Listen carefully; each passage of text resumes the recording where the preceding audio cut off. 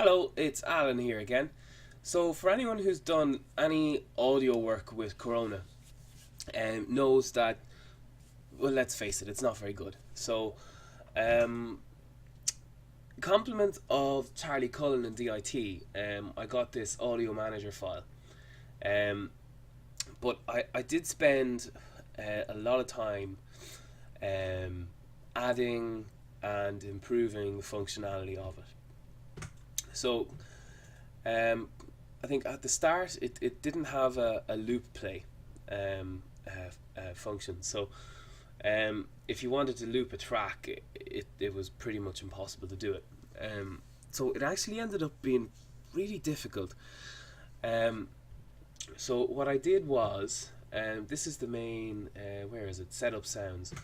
So I had to, in the loop, I had to add an extra conditional statement. When you're setting up the audio, you either set it up as single or loop when you're passing the function into this.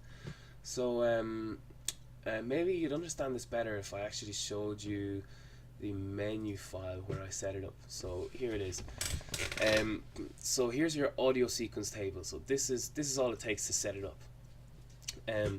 So your audio sequence table, all your MP3 files will be put together in one giant master MP3 file. All your sound effects, your background music, everything, and you just put in the milliseconds that it starts at and the duration of the track.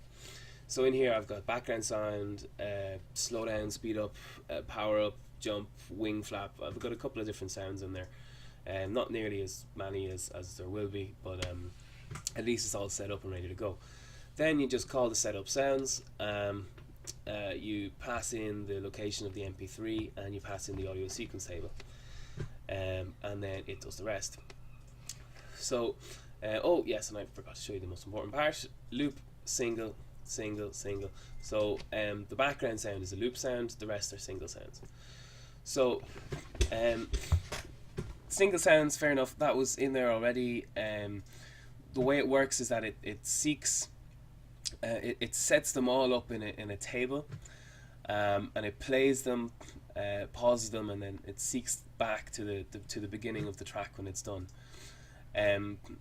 So in the loop play, when it's complete, so instead of going to audio ended, I've sent it to a new function that I wrote called loop play. So loop play is here.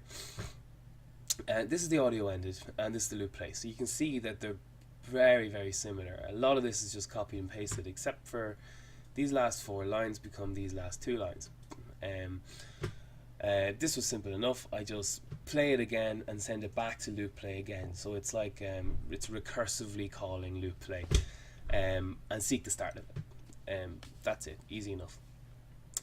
The next thing I added was stop sound.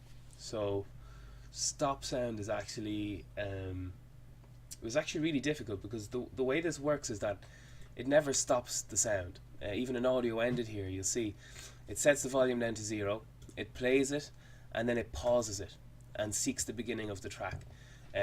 It's a strange order of events. You'd imagine first it'd be set volume, then it'd be pause, and then it'd be seek. You know, why do you even need a play? But that's just the way it has to work. So yeah, volume goes to 0, the track is played, it's paused, and then it's rewinded back to the start. So how do you actually stop it altogether? Because it has the length of the track, and if you stop it halfway through, then it's still, and if you seek the start, then it will only play into the track the amount of seconds that were left from the first play. So say if the track is 10 seconds long and it's played 8 seconds and you stop it after 8 seconds, then it will only play 2 seconds from the start, which will make up the total of 10 seconds before it restarts itself again. So this was getting weird results just by doing this again, just pausing it in the middle whenever it stopped. Set volume, play, pause, and seek the start. Didn't work. So after a lot of hair pulling, trial and error, I actually, the only way I could figure out to do it, if anyone else has a better way, please let me know, comment below, um, is to actually just completely use, where is it, audio.stop, and that actually, it clears the channel number and everything, so it gets rid of the reference to the sound file in the MP3 file. So I had to do it. I had to clear it out altogether and then reload it in again. So I'm kind of taking a little bit from the setup sounds function again, because I have to get the channel that it's playing on. So here we go, channel number equals X, so take it in as a parameter, and then stop the audio on that channel, clear the channel altogether, and then this here reloads it back in as either a loop play or an audio ended, depending on what that channel number was set to. So that's here, the third element of the table, so that would be 1, 2, 3, and then play it, set the on complete to loop or single, pause it and seek to start.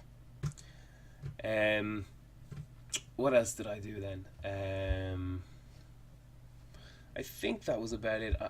I'd like to add in some stuff for panning as well, and some more advanced audio management, but I think for the scope of this game, anything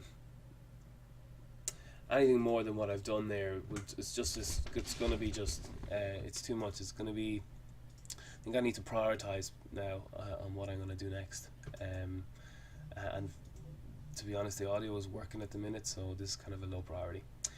Okay, so if anyone has any questions or anything like that, comment below.